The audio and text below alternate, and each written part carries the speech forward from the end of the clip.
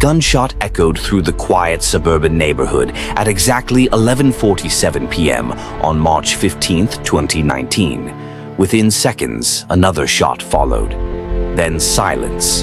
The kind of silence that makes your skin crawl, the kind that settles over a crime scene before anyone even knows a crime has been committed. Inside the two-story colonial home on Maple Drive, two bodies lay motionless in the master bedroom. But this wasn't a random act of violence. This wasn't a burglary gone wrong. This was something far more sinister, something that would take investigators down a rabbit hole of family secrets, financial desperation, and a betrayal so profound it would shake an entire community to its core. The victims were Thomas and Margaret Reiner, respected members of their community in suburban Cleveland, Ohio. Thomas, 62, had built a successful accounting firm over 3 decades. Margaret, 59, was a beloved elementary school teacher known for her warmth and dedication to her students. They were the kind of couple people pointed to as relationship goals. Married for 35 years, 3 children, active in their church, always the first to volunteer for community events. On the surface, they had everything.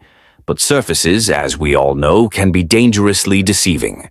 The 911 call came in at 11:52 p.m., 5 minutes after those fatal shots rang out. The caller was Nicholas Reiner, the couple's 30-year-old son. Nick, as everyone called him, sounded hysterical on the recording. His words tumbled over each other, barely coherent through the sobbing. He'd come home from a late business meeting, he claimed, and found his parents in their bedroom. Blood everywhere. He couldn't feel a pulse. Please, God, send someone quickly. The dispatcher kept him on the line, trying to calm him down, walking him through the scene. But even through the recording, even through the panic in his voice, something felt off to that seasoned dispatcher. She couldn't quite put her finger on it, but years of taking emergency calls had given her an instinct for when something wasn't right. She made a note in the system, a small detail that would prove crucial later. Police arrived within 6 minutes, finding Nick sitting on the front lawn, his clothes covered in blood, his face buried in his hands. Officers immediately secured the scene and went inside. What they found was brutal. Thomas Reiner had been shot twice in the chest at close range. Margaret had a single gunshot wound to the head. The bedroom showed no signs of forced entry, no signs of a struggle. Nothing appeared to be stolen. The jewelry box sat untouched on Margaret's dresser. Thomas's wallet, with $200 in cash, lay on his nightstand. This wasn't a robbery. This was an execution. Detective Sarah Chen was called to the scene at 12:30 a.m. A 15-year veteran of the Cleveland Police Department's Homicide Division, Chen had seen her share of domestic murders, but something about this case immediately caught her attention. The positioning of the bodies, the lack of defensive wounds, the fact that someone had gotten close enough to these victims to shoot them without any apparent resistance. Either the killer was someone they knew and trusted, or this was the work of a professional. But professional hits didn't happen in quiet suburban neighborhoods over nothing. There had to be a motive, and motive always led back to 3 things: love, money, or revenge. Chen's partner, Detective Marcus Williams, started with the standard questions. Where had Nick been that evening? Who were his parents' friends? Did they have any enemies? Any financial troubles? Nick sat in the back of a patrol car, a blanket wrapped around his shoulders despite the warm spring night, and answered everything. He'd been at a business dinner, he said, meeting with potential investors for his startup company. A tech venture, something about app development. He could provide names, phone numbers, receipts. His parents were perfect, he insisted through tears. Everyone loved them. They had no enemies. They lived a simple, happy life. As for money, his father's accounting firm was doing well. They were comfortable. Not rich, but comfortable. But Detective Chen had learned long ago that what people said and what was true were often 2 very different things. She watched Nick carefully as he spoke, noting the way his hands shook, the way he couldn't maintain eye contact, the way his story came out almost too smoothly for someone who'd just discovered his parents murdered. She'd seen genuine shock before. She'd seen real grief. This felt different. Rehearsed, maybe. calculated, or was she being unfair, reading too much into the reactions of a traumatized young man? That was the thing about this job. Sometimes your instincts were right, sometimes they led you astray. The key was following the evidence, not your gut. As dawn broke over Cleveland, the crime scene investigators continued their meticulous work. They photographed everything, collected every piece of evidence, documented every detail. The medical examiner placed the time of death between 11:30 and midnight, consistent with when Nick said he'd arrived home. Gunshot residue tests would take a few days. Ballistics analysis would take longer. But one detail stood out immediately. There were no shell casings at the scene. The killer had either used a revolver or had taken the time to collect the casings. Both scenarios suggested premeditation, not a crime of passion. Nick's siblings, Jennifer and Michael, arrived at the police station around 7 a.m. Jennifer, 33, was the oldest, a corporate lawyer in Chicago who'd caught the first flight out when she got the news. Michael, 27, was a graduate student in Boston, studying marine biology. The family dynamic was immediately apparent. Jennifer took charge, asking pointed questions about the investigation, demanding updates, making calls to ensure her brother had legal representation. Michael sat quietly, processing, his face pale with shock. And Nick, the middle child, seemed almost relieved to let his older sister take over, content to fade into the background now that the initial drama had passed. What struck Detective Chen during those first interviews was how little the siblings seemed to know about each other's lives. Jennifer hadn't seen her parents in 6 months, too busy with a major case at her firm. Michael visited at Thanksgiving and Christmas, but spent most of his time at the lab otherwise. Nick was the only one still living in Cleveland, in fact. He'd been living with his parents for the past 8 months. That detail caught Chen's attention. A 30-year-old man living at home wasn't unusual in this economy, but it suggested something about Nick's financial situation, despite his claims about the successful startup. The business dinner alibi checked out, sort of. Nick had indeed met with 2 potential investors at an upscale downtown restaurant. They confirmed he was there from 8 p.m. until about 10:45 p.m., but that left more than an hour unaccounted for. The drive from the restaurant to the Reiner home took 20 minutes, maybe 25 with traffic. Where had Nick been during those missing 40 minutes? When confronted with this timeline discrepancy, Nick stammered. He'd driven around, he said. Needed to clear his head. The investors had expressed interest but wanted to see more data before committing. He'd been stressed, anxious about the future of his company. So he drove. Just drove. No particular route. No witnesses to confirm his story. Detective Williams pulled Nick's financial records. What he found painted a very different picture from the comfortable, successful young entrepreneur Nick claimed to be. The startup was hemorrhaging money. Nick had maxed out 5 credit cards, totaling over $80,000 in debt. He'd taken out personal loans from 3 different banks, all of which were in default. His car had been repossessed 2 months earlier. And most damning, he'd been asking his parents for money. Lots of money. According to bank records, Thomas and Margaret had transferred $50,000 to Nick's business account in January, another $30,000 in February. The transfers stopped in early March. Why had the money stopped? That was the question that kept Detective Chen up that first night. She reviewed the evidence over and over, building a timeline, looking for connections. Then she found it. An email exchange between Thomas Reiner and his accountant, dated March 10th, just 5 days before the murders. Thomas was concerned about his retirement accounts. He'd been withdrawing significant sums to help his son, but he needed to stop. Margaret's health insurance premiums were increasing. They had their own future to think about. The accountant agreed, advised Thomas to set boundaries, suggested he might even want to consult with an attorney about protecting their assets if Nick's business went under and creditors came calling. Had Thomas told Nick the money train was over? Had there been an argument, a confrontation that ended in violence? It was a theory, but they needed more. They needed evidence that put Nick at that house during the time of the murders. They needed a weapon. They needed a motive beyond financial desperation. Because while money was a powerful motivator for murder, there was usually something else, something deeper, something that pushed a person over that line from desperate to deadly. The breakthrough came on day 3 of the investigation.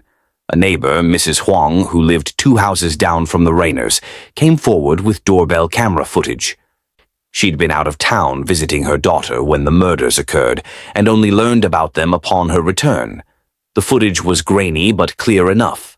At 11:38 p.m., Nick's car was visible pulling into the Reiner driveway. The timestamp was crucial. Nick had told police he arrived home at 11:50 p.m. after the shootings had already occurred. But this footage put him there 12 minutes earlier, right within the window of when the shots were fired.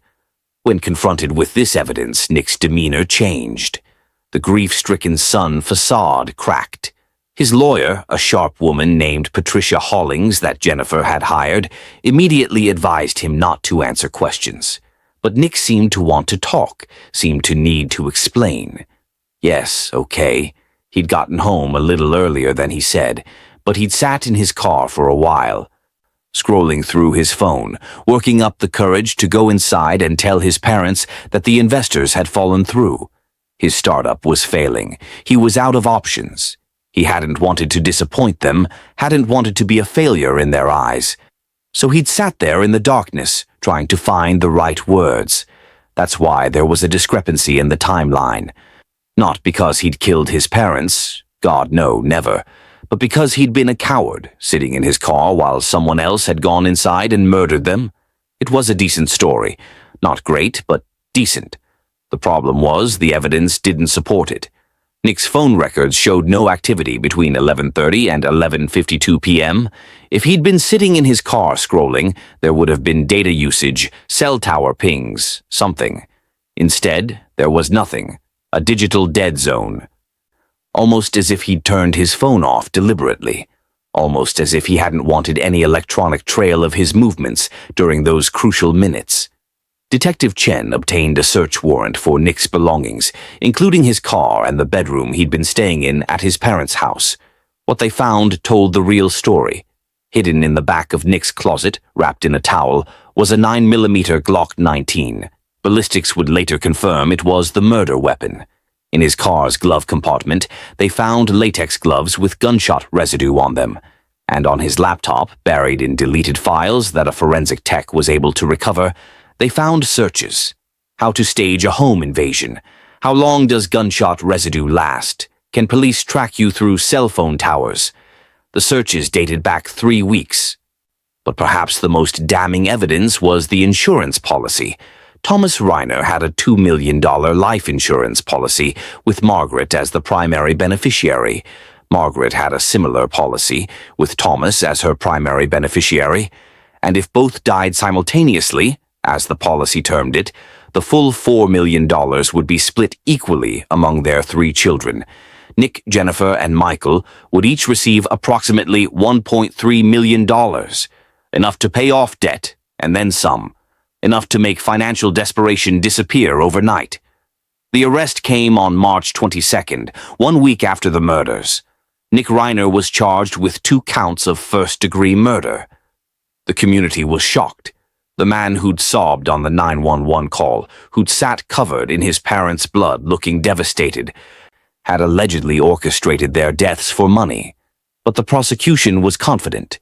They had motive, means, and opportunity. They had forensic evidence placing him at the scene during the murders. They had the weapon hidden in his possession. They had his internet search history showing premeditation. It seemed like an open and shut case. But as the investigation deepened, preparing for trial, Detective Chen kept digging. Something still bothered her. The crime felt personal, yes, but it also felt practiced. The lack of hesitation, the execution-style shots, the calm cleanup afterward. This wasn't Nick's first time holding a gun. That much was clear from the shooting pattern. But where had he learned? Where had he practiced? His background check showed no military service. No gun club memberships, no shooting range visits on his credit cards. So where? The answer came from an unexpected source. Michael, the youngest sibling. 4 months into the investigation, as jury selection was beginning for Nick's trial, Michael reached out to Detective Chen privately. He had information, he said, but he didn't want his sister Jennifer to know he was talking to police. Something had been bothering him since the murders, something he couldn't quite place. Then he remembered their grandfather's gun. Thomas Reiner's father had been a police officer decades ago, before he retired and eventually passed away when the kids were young. He'd left his service weapon to Thomas, a Glock 19, the same model used in the murders. Thomas had kept it in a safe in his home office. Michael remembered seeing it years ago when his father showed him the combination, teaching him about gun safety. But when the police had searched the house after the murders, that safe had been empty. The gun was gone. Had the police found it? Had they logged it as evidence? They hadn't. Because that gun wasn't in the evidence locker. That gun was the murder weapon found in Nick's closet. The serial number confirmed it, which meant Nick hadn't purchased a weapon to kill his parents. He'd used his grandfather's gun, his father's gun, a weapon that had been in their home all along. It added another layer to the crime. This wasn't just about money. This was about access, about betrayal, about using something precious and family-owned to destroy the family itself. But Michael had more to share. He'd been going through old family videos, trying to remember his parents as they were before the tragedy, and he'd found footage from a family vacation 5 years earlier. In one clip, they were at a shooting range in Colorado, a tourist attraction where you could fire various weapons. And there was Nick grinning at the camera, holding a pistol, hitting target after target with impressive accuracy. Thomas was in the background, laughing, saying something about Nick being a natural shot. Margaret was filming, her voice warm with maternal pride. It was a happy memory, a bonding moment. And it showed Nick had indeed practiced with a handgun, had developed skill with a weapon just like the one he'd eventually used to end his parents' lives. As the trial began in September 2019, 6 months after the murders, the prosecution laid out a devastating case. They showed the jury Nick's mountain of debt, the emails where his father had cut off financial support, the deleted internet searches showing premeditation. They brought in Mrs. Huang to testify about the doorbell footage proving Nick lied about his arrival time. They presented the weapon, the gloves, the gunshot residue. They showed the vacation video demonstrating Nick's familiarity with firearms, and they hammered home the insurance motive, 4 million reasons to kill. The defense, led by Patricia Hollings, tried to create reasonable doubt. They suggested an unknown intruder had committed the murders during that window when Nick was sitting in his car. They argued the prosecution's timeline was too tight. They brought in expert witnesses to question the forensic evidence, to suggest the gun could have been planted. The searches could have been research for a crime novel Nick was supposedly writing. They painted him as a loving son, present in his parents' lives, helping around the house, not as a cold-blooded killer. But with each rebuttal, with each piece of evidence the prosecution presented, the defense's case crumbled. Then came the testimony that changed everything. Jennifer Reiner took the stand, called by the prosecution as a character witness who could speak to family dynamics. She was poised, professional, heartbroken. She spoke about her parents' generosity, their unconditional love for their children, their belief in giving each kid opportunities to succeed. She confirmed that her father had mentioned being worried about Nick's financial situation, but that he'd wanted to help, not abandon his son. She cried when shown photos of the crime scene, had to take a moment to compose herself. And then, during cross-examination, Patricia Hollings asked a seemingly innocuous question. Had Jennifer been aware of any conflicts between Nick and their parents? Jennifer paused. The courtroom went silent. She looked at Nick, sitting at the defense table, and something passed between them. Something the jury noticed. Something Detective Chen, sitting in the gallery, noticed. Then Jennifer said quietly that yes, there had been a conflict. Not about money, about something else. Something she'd only learned about after her parents' deaths, when she was going through their papers as executor of the estate.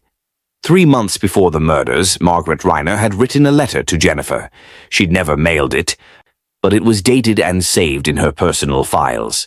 In the letter, Margaret expressed deep concern about Nick's behavior. He'd been staying out late, disappearing for hours without explanation. She'd found troubling items in his room: ski masks, burner phones, large amounts of cash that didn't match his claimed financial situation. When she and Thomas confronted Nick about it, he'd exploded in anger, accused them of not trusting him, of always thinking the worst of him. He'd said things, Margaret wrote, that frightened her. Angry things about how they'd given Jennifer money for law school, given Michael money for his research, but suddenly questioned Nick when he needed help. He felt they'd never believed in him, never supported his dreams. The letter ended with Margaret wondering if they should ask Nick to move out. But Thomas wanted to give him more time, believed he would turn things around. This revelation sent shockwaves through the courtroom. The prosecution quickly moved to enter Margaret's letter as evidence. The defense objected strenuously, but the judge allowed it. Suddenly, the case wasn't just about financial desperation. It was about resentment, about perceived favoritism, about a son who felt overlooked and undervalued. It was about rage simmering beneath the surface until it finally exploded. But what were those troubling items Margaret mentioned? The ski masks, the burner phones, the unexplained cash. The prosecution called Detective Williams to the stand to address these questions. During the investigation, he testified, they'd found evidence that Nick had been involved in a series of small-time insurance fraud schemes. He'd stage accidents, fake injuries, collect settlements. It was how he'd been supplementing his income when the startup failed. The cash Margaret found was probably from these schemes. The burner phones were how he communicated with the people he'd roped into helping him. The ski masks were for the staged incidents. This pattern of dishonesty and manipulation painted Nick in an even darker light. Here was someone willing to lie, to cheat, to involve others in illegal activities for money. Was it really such a leap to believe he'd killed for a much larger payday? The prosecution argued it wasn't a leap at all. It was an escalation, yes, but a logical one for someone who'd already crossed ethical and legal lines repeatedly. The defense fought back hard. They brought in psychological experts who testified about Nick's troubled relationship with his father, about feelings of inadequacy that could lead to risky behavior, but not murder. They emphasized that being a bad person, even a criminal person in terms of fraud, didn't make someone a murderer. They pointed out that no eyewitness had actually seen Nick pull the trigger, that the forensic evidence, while damning, wasn't absolute proof. There were gaps, they argued, reasonable doubts. But the jury wasn't convinced. After 3 weeks of testimony and 8 hours of deliberation, they returned a verdict: guilty on both counts of first-degree murder. The courtroom erupted. Jennifer sobbed into her hands. Michael sat stone-faced, staring at his brother. Nick himself showed little emotion, just a slight slump of his shoulders. A resignation that seemed to say he'd known all along how this would end. At sentencing, the judge allowed victim impact statements. Jennifer spoke about her parents' love, their dedication to family, the hole their deaths had left. Michael talked about the future moments they'd miss, grandchildren they'd never meet, anniversaries they'd never celebrate, the simple joy of a phone call that would never come again. And then, surprisingly, the prosecution played a video Margaret had recorded on her phone 3 weeks before her death. It was just her talking to the camera in her kitchen, apparently recording memories or thoughts. In the clip, she talked about her children, how proud she was of all of them, how much she loved them. She mentioned Nick specifically, said she worried about him but believed in him, knew he'd find his path eventually. She ended by saying that no matter what happened, no matter what mistakes her children made, she would always love them unconditionally. The video devastated the courtroom. To hear Margaret's voice, to see her alive and speaking of love for the son who would murder her, was almost too much to bear. Even some of the jurors, sitting in the jury box to observe sentencing, as was their right, had tears streaming down their faces. The judge, a stern man named Harold Morrison, who'd seen countless cases in his 30 years on the bench, had to pause to collect himself. When Judge Morrison finally spoke, his words were harsh. He called Nick's crimes a betrayal of the deepest kind, a violation of the sacred trust between parent and child. He noted the premeditation, the callousness of using his grandfather's gun, the manipulation of staging a grieving son's 911 call while his parents lay dead by his hand. He sentenced Nick to 2 consecutive life terms without the possibility of parole, ensuring he would die in prison for his crimes. But the story didn't end there. Cases like this never truly end. They ripple outward, touching everyone connected to them. Jennifer quit her high-powered law firm 6 months after the trial, moved back to Cleveland, and opened a small practice doing family law and victim advocacy. She started a foundation in her parents' names, providing financial literacy education to young adults, hoping to prevent the kind of desperation that had consumed her brother. Michael finished his doctorate but struggled with depression and PTSD from the trauma. He eventually found healing through therapy and now speaks publicly about the impact of family violence. Detective Chen retired from the force 2 years after the case closed, but she still thinks about it often. In interviews, she's spoken about how the Reiner case exemplified the dangers of keeping up appearances, of not addressing problems within families until they festered into something deadly. She's become an advocate for better mental health resources and financial counseling, particularly for young adults struggling with debt and shame. The house on Maple Drive sat empty for 3 years, a grim landmark that neighbors avoided looking at as they passed. Eventually, Jennifer sold it to a developer who tore it down and built a community garden in its place. There's a bench there now, with a plaque commemorating Thomas and Margaret Reiner, beloved members of the community. People who never knew them sit there, enjoying the sunshine, unaware of the tragedy that had unfolded on that very ground. In prison, Nick has given one interview to a journalist writing about family annihilators, the term criminologists use for people who kill their own family members. In it, he maintains his innocence, claims he was railroaded by overzealous prosecutors and circumstantial evidence. But when asked directly if he killed his parents, he doesn't answer. He just looks away and says that some questions are too painful to address. It's the closest he's ever come to an admission, that non-answer that speaks volumes. The dark secret behind the Reiner murders wasn't just about money, though money was certainly the catalyst. It wasn't just about resentment, though that played a role. The real secret, the thing that makes this case haunt those who know it, is how ordinary it was. Nick Reiner wasn't a monster born of extreme circumstances. He was a regular person who made bad decisions, who let pride and shame and desperation guide him down a dark path. He was someone who could have been anyone's brother, anyone's son, anyone's friend. That's what makes this case so terrifying and so important to understand. Financial pressure can break people in ways we don't always recognize until it's too late. The shame of failure, especially in a culture that equates success with worth, can become unbearable. When you combine that shame with access to weapons, with family dynamics that include favoritism or comparison, with a personality prone to externalizing blame, you create a dangerous situation. Nick blamed his parents for cutting him off, blamed them for his failures, convinced himself they were the obstacle to his success, rather than taking responsibility for his own choices. But here's the question we have to ask ourselves. Could this have been prevented? Were there warning signs that were missed or ignored? Margaret Reiner wrote a letter expressing concern about her son's behavior, but she didn't mail it, didn't reach out for help beyond confiding in her husband.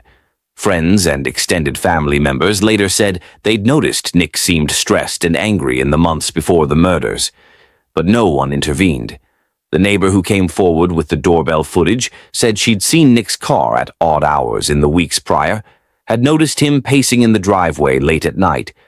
But she minded her own business, as neighbors do. We live in a society that values privacy, that teaches us not to pry into other people's affairs. But at what point does that become negligence? At what point do we have a responsibility to speak up when we notice someone struggling? These are uncomfortable questions without easy answers. We don't want to be paranoid, don't want to see potential killers in every person dealing with stress, but we also can't ignore patterns of concerning behavior and hope someone else will handle it. The Reiner case has been studied extensively in criminal justice courses, in psychology programs, in social work training. It's become a case study in how family violence can emerge from what seems like an ordinary situation. Experts point to several red flags that, in hindsight, indicated Nick was at risk of violence. The escalating financial crimes, the explosive anger when confronted, the sense of entitlement to his parents' money, the history of blaming others for his problems, the acquisition and possession of weapons. None of these alone would predict murder, but together they painted a picture of someone spiraling towards something catastrophic. If you've stayed with this story to the end, you now know the truth behind the Reiner murders. You know how a son became a killer, how love and money and resentment collided in the worst possible way.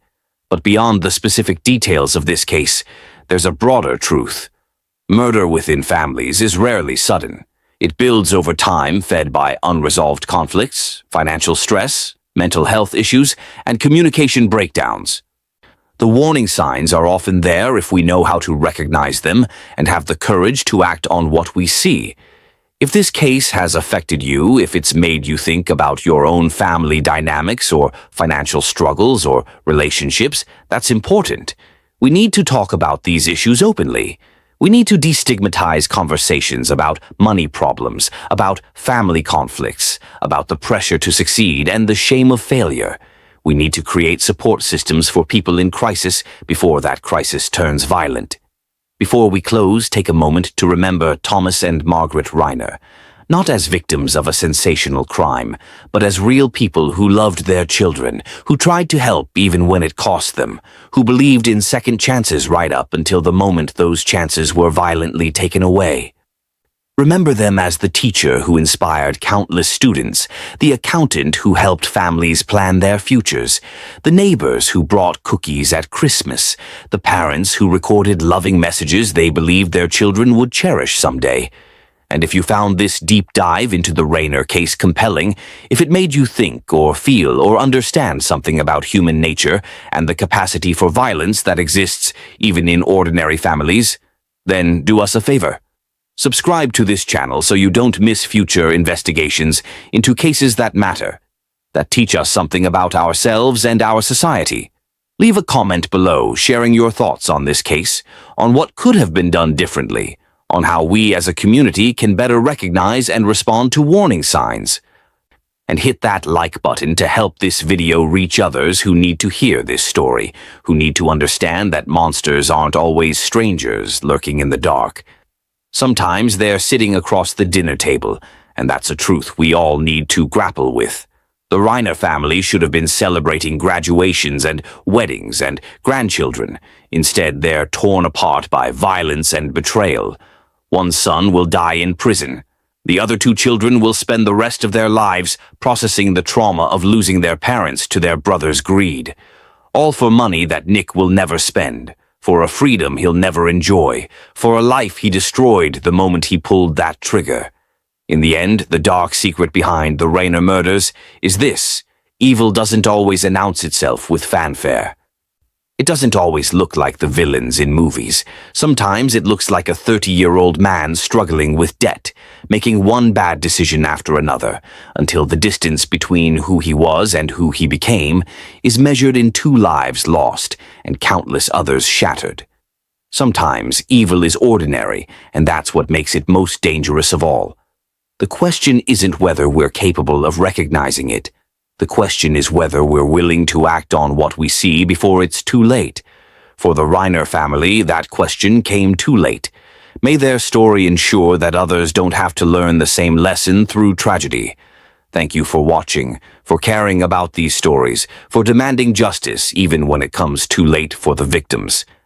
Until next time, stay safe, stay aware.